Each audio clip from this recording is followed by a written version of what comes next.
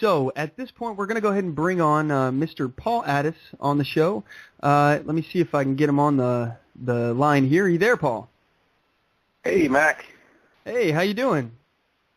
I'm doing good, and there's no echo this time. Well, that's good. You know, I got to tell you, I have been so frustrated working with this stupid mixer.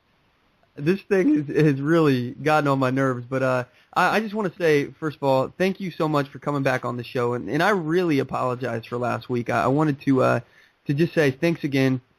I really appreciate it. Oh, no problem. You know, what doesn't kill you makes you stronger. So I'm sure you're getting a lot smarter. When you figure all that stuff out, you're going to be on top of the world. Well, yeah, I guess. But I'm, you know, like I said, it's just been really frustrating. I am probably the least tech-savvy person that I know personally, and just the sheer fact that I can even do blog talk radio or things like this, I'm impressed with myself at the fact that even just getting this podcast up and running off. No, you got a great radio show, and I appreciate all that you're doing out there. We need more of these alternative media voices out there in the wilderness, because there are people that want to hear what you have to say and what your guests have to say. Yes, sir. Well, I sure do appreciate it. And let's hit the ground running here. I got a bunch of questions, and some of these I asked you last week, but now everything should be sorted out with the tech here, and we can get it on the record and you know, make sure that your listeners you know, can actually your supporters can actually hear what you have to say, and maybe you'll convince some people and get some more votes. So anyway, first question I just want to double check, what district and position are you running for again? It's the 36th district, and it's position 2. It's for state representative, and the 36th district includes in Seattle, it's Belltown, Queen Anne, Magnolia, Ballard, Finney Ridge, that area. I see. Okay. So, and just for our listeners, I know I asked you this last week, but who is the incumbent again? It's Gail Tarleton. Okay, and she's a Democrat, right? Yeah. Yes. Okay. So, all right, for our listeners out here, because like I said, I think the first 4 questions I have on here we've asked again, but we're just going to go through them again just so everybody has it. So I want to know, why do you want the job? And specifically, I'd like to know exactly what the incumbent has done that you don't agree with. Okay. Well, as far as why I want the job, and I think it's similar to the question people ask me, why are you running, is because I believe that the political philosophy of the Libertarian Party is the better of the choices that we usually have between the top 2 parties or any other third party. And the problem I have with the current setup is, at least in Washington State, we haven't in the past had that choice on the ballot. And it's a point that Michael Pickens, the state party chairman, has made multiple times, that even if your product is good and you like the product and you would like to tell other people to choose the product, if they go to the ballot box, if they go to the booth and they can't, they don't have that choice on the ballot, all they have is Democrat or Republican, then it really doesn't matter. Practically, your product doesn't exist. If it's not a choice for them to make, it would be like if you liked Coca-Cola and you went to the store and they didn't have Coca-Cola, and you went to the second store and they didn't have it. It really wouldn't matter how good Coca-Cola is or how much you want it. If it's not a choice, it practically doesn't exist in the marketplace. So the reason I'm running is simply, initially anyway, is to put that choice on the ballot for the people in the 36th district, that if they like the product, they will have that choice at the voting booth. Yes, sir. So specifically on that, and we'll get back to the second part of that question, but I would just like to piggyback on that one. Do you think you're the best man for the job? Well, if you're saying best man between the 2 of us on the ballot, or the best man in the entire 140,000 whatever people in the 36th district, I'm not sure of what all the qualifications of everybody is. Now I look at my incumbent, and getting back to what do you think the incumbent, the second part of that question, if it's between myself and the incumbent, which it will be on the ballot anyway, the thing that the incumbent does that I think is not good, and I think I will do it differently, is basically my prime issue, platform issue in this campaign is the influence of corporate dollars in politics today, and that's a national problem, I think, but it also is playing out in my district, and the incumbent, my opponent, her top contributors, 85% of them are corporations and PACs, special interests. 63% of her overall dollars come from those entities. And I think that as a libertarian, I certainly believe in a lot of free market solutions. Unfortunately, we don't have a free market, and part of the uneven playing field that businesses are operating in today, it's uneven because of the interference of government policies and legislation, and some of that comes directly from the influence of the money that was given to them in their campaigns. So I think that's a problem. That's a game she plays, even though it's not illegal. It's like Martin Luther King said, everything Hitler did in Germany was legal. So it's not a question of is what she's doing legal. The question is that the best system for our best political system? And I say no. And so someone asked me the other day, why are you running against Gail Tarleton? And I said, well, I don't see it as running against Gail personally. I see it as running against a system that I think needs to be fixed. So that's kind of the answer to part two as well. Yes, sir. Okay, so as far as because it's crony capitalism what's going on. So can you name some specific situations that the incumbent has, what she's actually done specifically, and then what you would do differently? Well, I can say that she's, as far as taking the money, she's taken money from companies like the Ballard Oil Company, AT&T, some unions, and some PACs. So here's the thing. Even if, a person doesn't directly go out and say, okay, well, I got money from the Ballard Oil Company, so I'm going to go out and make a law that helps them and doesn't, and hurts their competition, which I can give you specifics on things that have happened in Washington State along those lines. But I think the question really is, if you have the choice between two people, if you say, well, okay, let's say Gail, or someone like Gail has taken the money, but hasn't, I can't say it's necessarily done anything. It really comes down to a matter of trust. And if you've got someone who takes the money and then someone who doesn't, the question is, can you 100% trust that person? And I think the answer is no, regardless of what their past has been. It's more about, is that a system that lends itself to your 100% trust?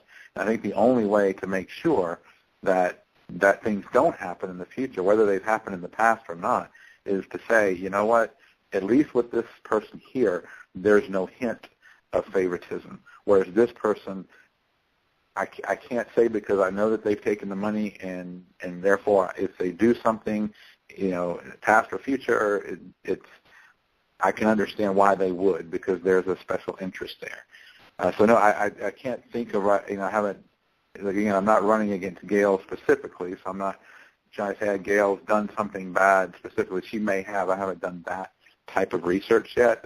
Probably will throughout the campaign, but again, I'm trying not to attack her personally more than just say, this system is not working well, and I'm not going to play the game. I see. So you're basically running against the two-party system as opposed to running against the actual incumbent. So here's my question then, okay? And I understand, you don't want to do any kind of dirty campaign or smear tactics against her, and in some of these you may not necessarily know. So what I would like to do is just kind of run down the line. If you could tell my listeners basically some of the things that you stand for. I mean, I understand you don't take political money, but as far as policies, other things like that. Like, all right, first of all, gun rights. I'm assuming that being a libertarian, you are pro-gun. Is that correct? Yes, the U.S. and Washington Constitution gives us, as it should, the right to bear arms. I'm a veteran myself. I own a gun. I have a concealed carry permit as well. So I certainly do not want. And here's the thing: there are people on the other side that want more gun control laws in place. And I just see there's a slippery slope there, in my opinion. And I think anybody that's a student of history knows that, especially with government, you give an inch, they'll take a mile. Whether it be, if we were to set up a very small income tax in Washington State, I think eventually that would become greater. If we give a little more power to the government as far as controlling our right to bear arms, I think that would only lead to more and more, and the people on that side of the argument would not be satisfied with even what some people might consider logical gun control laws. So it's not so much that I disagree with some of the folks who say, well, we just need to make sure we don't get the guns in the hands of the wrong people or some argument like that. It's really about, well, I don't want to turn the dial that way to infringe on the rights of people to bear arms. So, yeah, I think, the only people we have to worry about are the ones that are going to do wrong, even if we do have the laws. So, yeah, I would certainly want to protect the rights of the people to bear arms. Yes, sir. Okay, so what are some other issues that you'd like to give your take on as far as your actual policies? Yeah, I think for Washington State, as we're talking about the state representative, recently there was the decision by the Supreme Court of Washington State talking about how we're not funded with education. And that's something that our Constitution says, in Washington State, that we have to have an education for the people. So along the lines of education, which is important to a lot of folks out there that have kids in schools, and what type of education they get and how it's funded, that type of thing, I have a few ideas on that issue. And one of them is parental control over the education of their children. I think that groups, whether it be local, school boards or unions, teachers unions, or just the administration like the principals and all, I think there's a lot of interest out there in how things are run. And some of it is the interest relates to finances. And whereas I think the parents are much more concerned with the type of education their children are getting and how well they're going to be suited for the world when they get out of school, and whether or not the schools are helping them succeed or failing them.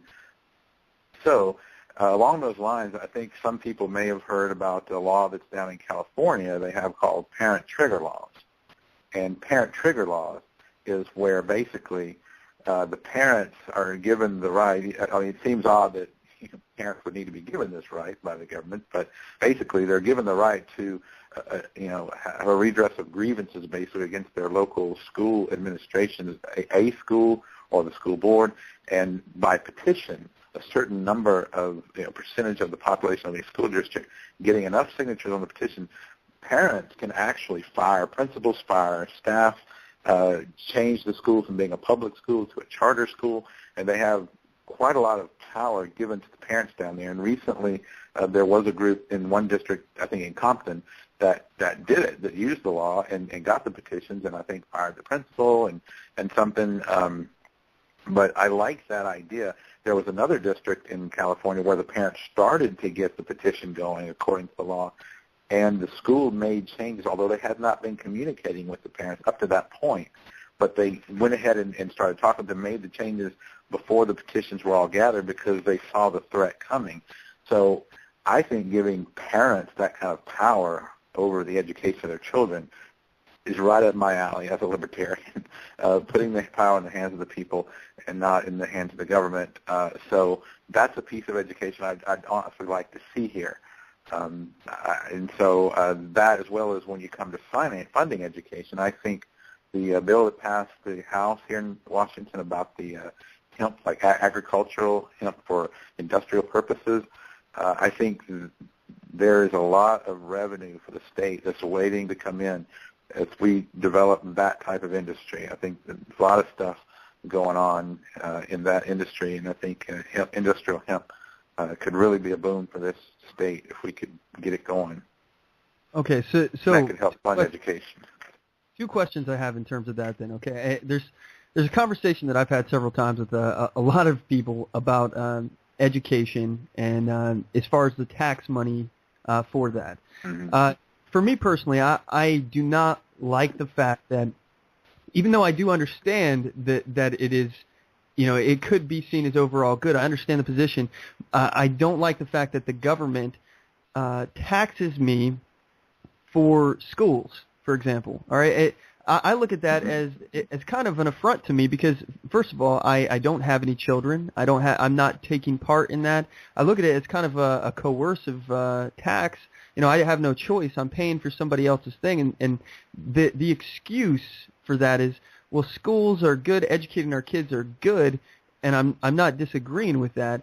But the problem is I don't have a choice, and when you take away my choices, that's the same thing as taking away my freedom. You're basically, and if I decide not to pay those taxes, you have enforcers that come by at gunpoint basically, and they enforce those taxes. So, what's your actual thought on schools getting funded through the government and that tax being collected like that?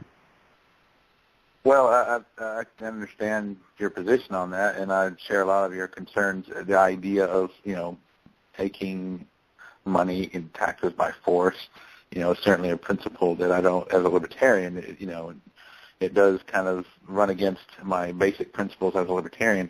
However, at the same time, I believe that there are, and whether or not education is one of these is up for debate, but I think there are certain services that I think we actually as a society need to fund. For instance, I would say like the fire department so would be something that people pay from their property tax, and that's something that because the fire, if your house catches on fire, that gives you a service that actually is beneficial to you if it can protect you. However, with education, I'm not sure. Yeah, the education that we have, they basically on it, even outside of whether or not they should be taking the money from you and you don't have kids and all that, is what are we actually getting for the money?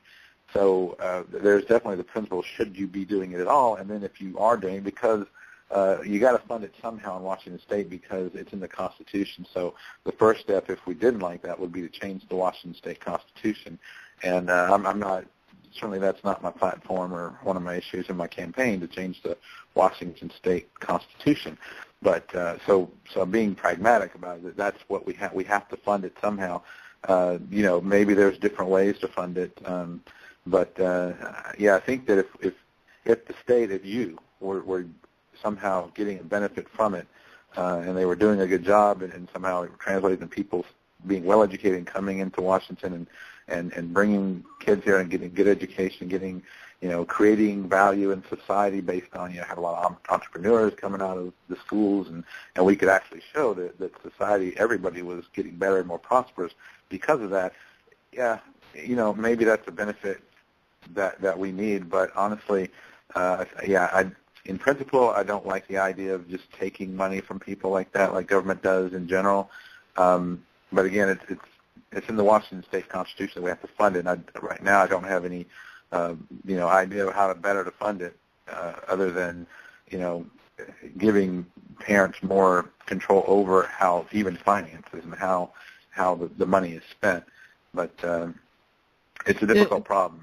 Yeah, I mean, I see where you're coming from, and in terms of schools, and even in terms of fire departments and whatnot, I've always believed that we could do it better if it was private, if it was all privatized, and when you look at it from the standpoint of it being coercively collected and people not having a choice in that matter, let's just look at the fire department, for example.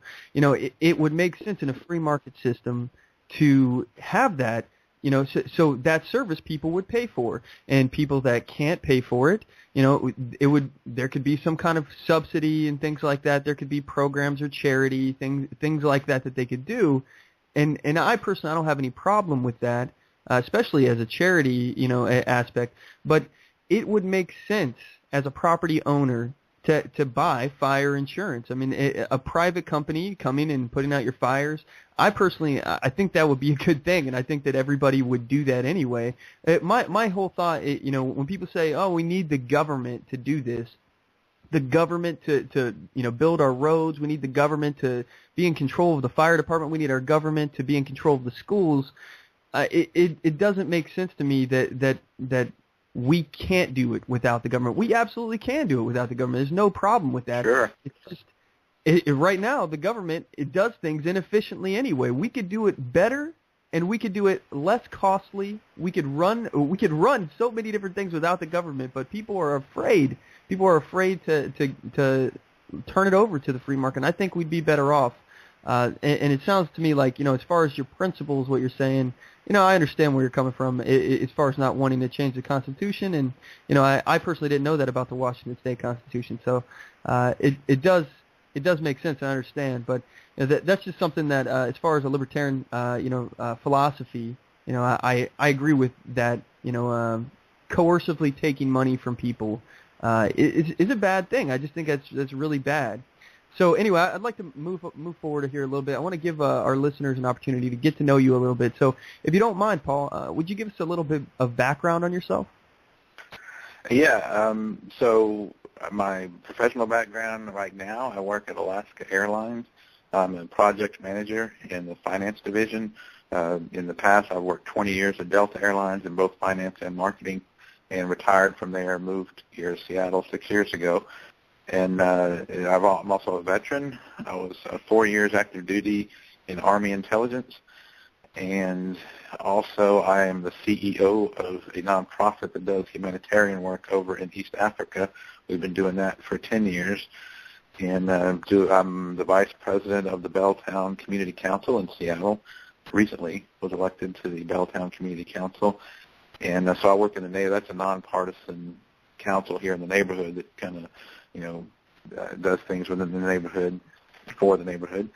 And love, do a lot of traveling. I've traveled all over, and as far as the community work, I also have been volunteering for years at the Bread of Life Mission down in Pioneer Square, and so it's got a lot of that kind of stuff going on. And I was a Republican, and I was a precinct committee officer, up in the PCO up in Snohomish County, the first legislative district.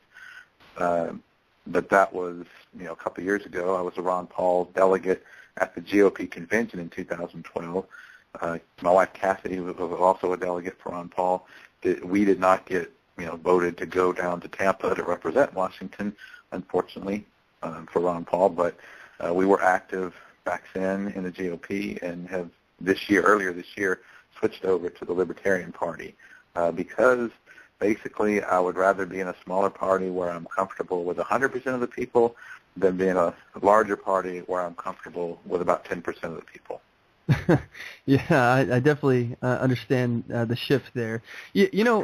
I went on a rant a little bit before I brought you on, but I've been really looking hard at the Libertarian Party over the past, I would say, 6 months, and I'm fed up. I'm so fed up with the Republican Party, and I feel like I can't vote for these people anymore. I cannot vote for these rhinos. I can't vote for people who I don't support, and I'm tired of this whole my candidate lost, so now I have to vote for the guy who is just a piece of something. Somebody who I absolutely don't believe in, basically, and that is basically just going to lose the election for us anyway. I'm so tired of this, and being that you're a Republican, I think that the Libertarian Party is the party that Ronald Reagan was talking about when he said that we need bold colors, a bold party that has bold colors, no pale pastels. The Libertarian Party, I think, is the party that Reagan was talking about, because I'll tell you, the Republicans now have abandoned that. It is the party of pale pastels. It's the Democrat light party, basically, and nobody can see a difference anymore. So why would I want to waste my vote when I can when I can vote Libertarian? Why would I want to vote for a Republican when I'm basically just throwing it away to somebody I don't believe in? And that's a concern that people have when they say, I don't want to vote Libertarian because I'll waste my vote. They're not going to get elected. Well, you're wasting it anyway. You're voting for somebody you don't believe in. How about you, instead of wasting it that way, you actually don't waste it because you're doing something you believe in. You're supporting somebody that you actually believe in. And I really, I've really been getting more and more libertarian with the big L lately. I consider myself a conservative libertarian, but I'm looking at more into the libertarian candidates. And another question I have for you, I'm curious. I know you made the switch over from Republican to Libertarian, but I'm curious what actually brought you into politics to begin with. Well, I'm from Georgia, lived in Atlanta, although I've traveled all over the world, but that's where I grew up. And down there, it basically socially, it's kind of they call it the Bible Belt, the South, and so there's a big mix of religion and politics and society there. It all runs together, and so you're kind of just brought up, and it's the environment that you're brought up in. So I was basically born a Republican, in that sense. When we moved to Washington, we weren't that politically active in Georgia. We would just, go vote maybe in the primary, certainly when there was a presidential election, but we would vote Republican when we did vote.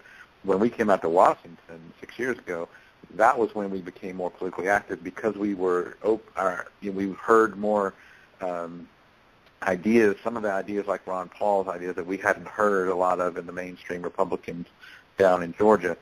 So it was those ideas that made us more politically active and thinking this is something worth fighting for. So we were actually trying to change the GOP, which it has been changed over the years. It's been changed by the Christian Coalition at times. It's been changed by all types of movements. The Tea Party certainly made their impact on the GOP recently. So we were trying to change. We were part of the group that was trying to change things. So that it was really Ron Paul that got us politically active and out doing things. And honestly, it's that same message of liberty that has made us switch from the GOP to the Libertarian Party. It was a natural progression as far as I'm concerned. Exactly. So let me ask you, you mentioned the Tea Party. What are your thoughts on the Tea Party? Well, my thoughts on the Tea Party are similar to my thoughts on many grassroots causes that happen. But Tea Party in particular, I see somebody like Ron Paul, who many call the grandfather of the Tea Party. When it first started, there was a smaller group that had some really good ideas about what they wanted to do and the type of reform they wanted. But as it grew in popularity and in clout and power in a way, anytime a group or cause, whether it be the environmental movement or Occupy or any of those things, when it gets to a point where it starts actually getting some credibility and some power in its circles, then there are interests from outside who want to come in and co-opt those causes for their purpose. And I think that's what's happened to the Tea Party. So the Tea Party we see today isn't necessarily controlled by the same interest that it started off with.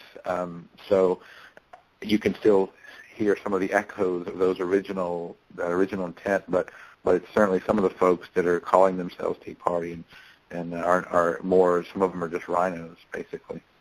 Yes, sir. Yeah.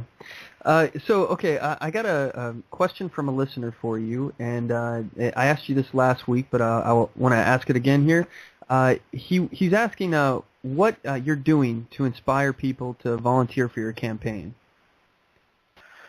Well, I think that, and this gets to like how do we get volunteers and get people involved in the campaign. I think number one, choosing an issue. Your main issue, if you choose the right issue that people are already passionate about. For instance, there have been polls recently that showed as much as 80%, 75 to 80% of Americans think that there's a problem with the influence of corporate money in politics. So that being my main issue, there are already people out there that are concerned with that. Being the only candidate that doesn't take the money makes me different. So it's easy for me to talk to people about that. It's something I believe in, and it's something that they're passionate about. So it's about getting the message out, and you can do that through your friends and family and work associates, and certainly in the Libertarian Party, it's helped greatly that the Libertarian Party in Washington State has had a recent renaissance or renewal, I would say, and the convention was highly attended. There's hundreds of people attended that. They saw the candidates. They heard the speakers. So that helps. I'm piggybacking on that as well. So there's a lot of things that go into it. And honestly, there are things that have happened that I couldn't have planned. So I think, there's some divine intervention there. There's some sweat equity. There's some synergies with organizations like the Libertarian Party and their events. So you do anything you can, and you'd be amazed. I I mentioned it at the convention when I was doing one of my talks there at the podium that when I started this thing, when I decided to run, I didn't have any. That's my wife and I. As I started doing things like, filing for candidacy, going to some events, it looked like I was all alone in a way. But what I found out since then is that as you take those steps, you start to see that there are other people that were already there waiting for somebody to take those steps, and they're willing now to jump in and take some steps with you. So I would say for anybody who's thinking about it, you're really not as alone as you might think, and eventually if you keep taking those steps, you're going to find others walking with you. Absolutely. Yeah, I definitely agree with that. So, hey, Paul, we got to cut to a quick commercial break. I want to come back with you after the break and talk more about how people can help get involved in your campaign. Can you stick around for a few more minutes with us? Sure, yeah. Okay, all right. We'll be right back with more from Paul Addis. And if you guys have any questions that you'd like to ask him on the air, feel free to give us a call. The telephone number is 619-924-0986, or you can email us at talk@OnTheMoveShow. We'll be right back. Don't go anywhere.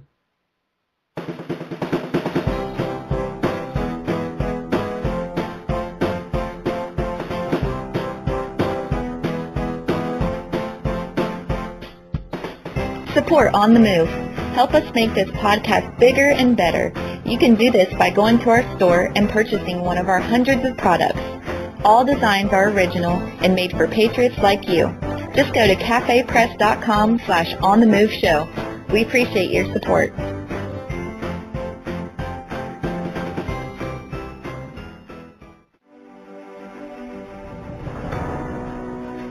Hi, I'm Latasha Worley, and I work with candidates to creatively and effectively communicate their message to voters. I offer professional graphic design services, from yard signs to flyers, from logos to vehicle magnets. Email me today at latashaworley@gmail.com. That's LATOSHA Worley@gmail.com for a quote on items for your campaign. And we're back. I appreciate y'all sticking with us. When we last left, we were talking with Libertarian candidate Paul Addis, and he'll be back on the line here in a moment. If you want to join the conversation, please give us a call. The telephone number is 619-924-0986. Are you there, Paul? Yes. All right. Hey, okay, so what I would like to do is give you an opportunity to plug your website if you got one, and email address, contact information, how people can get involved, anything that you need, let people know. Go for it. Okay, thank you very much, Mack. And the website is electpauladdis.com. That's elect and PAULADDIS.com. And all the contact information is on there: phone number, email, contact form. Yes, sir. Okay. So with that said, I got a couple quick questions here for you, and I figured this would be a good way to wrap up our interview here. I like to ask people these questions from time to time. So the very first question I have for you here, if there's one thing that you could change about our government in an instant, all right, you could just flip a switch and change something about it. And I based on our conversation, I kind of already have an idea what it's going to be. But what would that one thing be? Well, now, are we talking, well, I will say, at least nationally, would be the devaluation of the U.S. dollar. I think that touches on so many things, whether it be, education, or specifically in Seattle, we've had this $15 minimum wage thing going on. And I think when people talk about that issue, they don't ask the question of, well, why can't you live on $10 an hour, $9 an hour, $12 an hour? Why is it that it's so hard for people to live on that? And of course, people say, oh, well, it's just not enough. But it should be. The U.S. dollar shouldn't be devalued enough that you can't live on that. The reason that people are saying really that you need to up the minimum wage is because the dollars that they're getting aren't buying what they need. So I think that's a serious problem for our country, and that means for Washington State as well. If I could really get some type of backing for our currency instead of the fiat currency we have today, I think that would really help in solving some of the problems we have, some of the financial problems we have and are going to have. Yes, sir. So, we'll touch on the minimum wage here for a second. For me, I'm not a fan of the minimum wage, and the left, they like to use these words. Some key words that they like to do are like living wage. We're looking for a living wage. People that work should be able to provide for their family. And though I understand and I agree with the concept that if you work, you should be able to provide. But the issue is fairness, and that's basically what they're saying, is that it's just not fair. And some people make more money than others, and that's not fair. So we need to force employers, private companies, to pay people more so that they can live off of it. And again, there's that coercive force that we talked about earlier. For me, first of all, the whole mentality of a living wage is a little bit ridiculous. There are some jobs that pay more than others. And if you are in a dead-end job, if you're working as a cashier at McDonald's, I mean, you should expect that you're not going to make as much as a Fortune 500 CEO.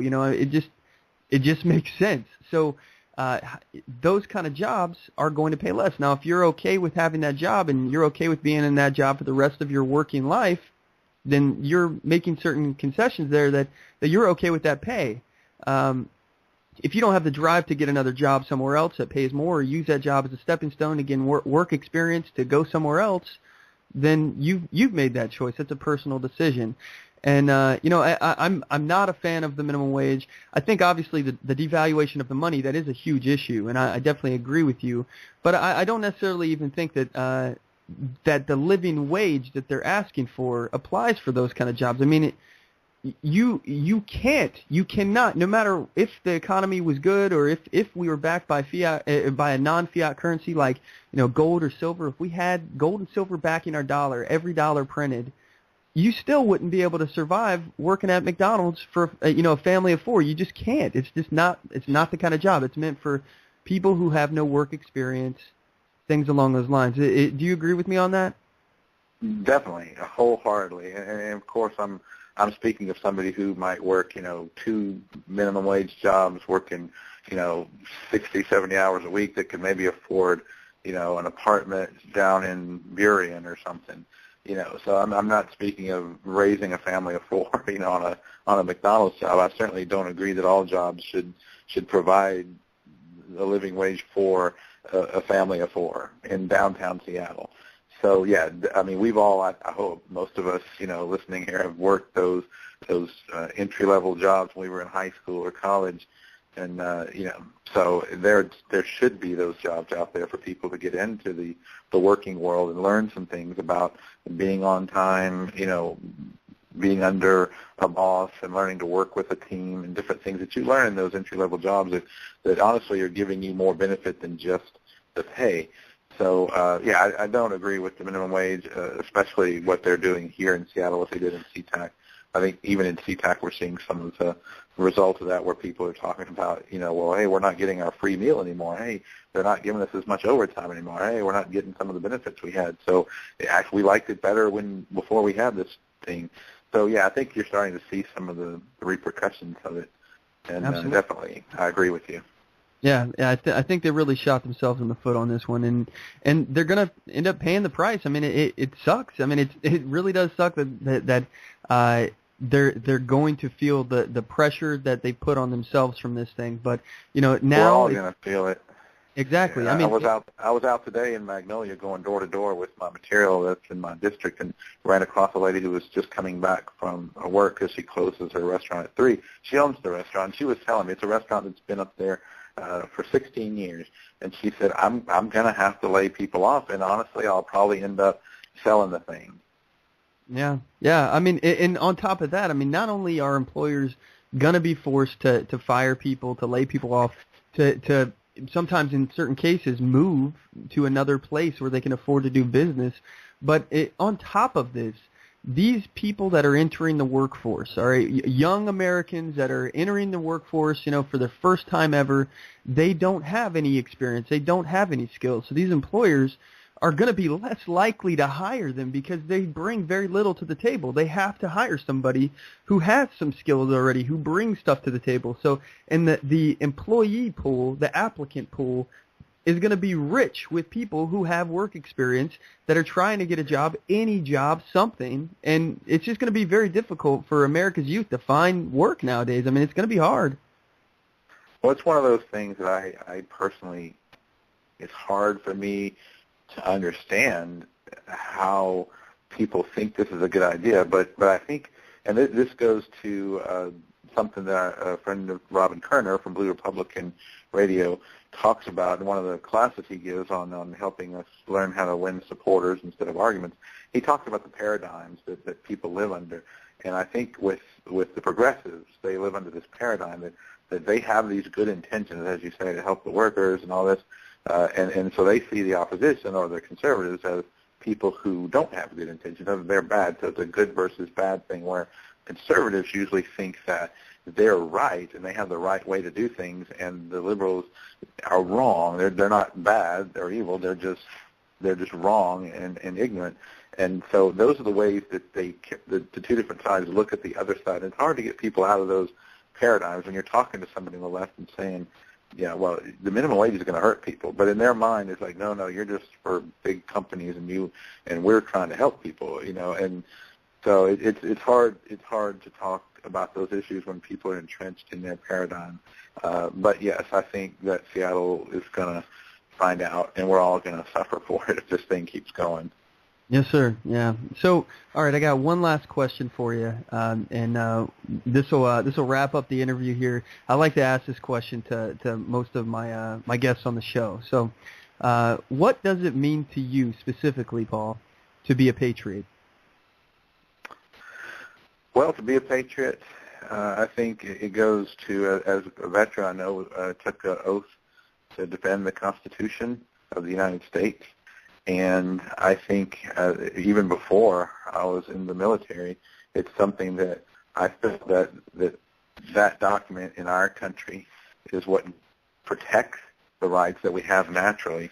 And so I think a patriot is somebody who recognizes those rights for others and for themselves, and is willing to do what it takes, whether it's just running for office or whether it's to take up arms in the military, something to defend the country or whatever.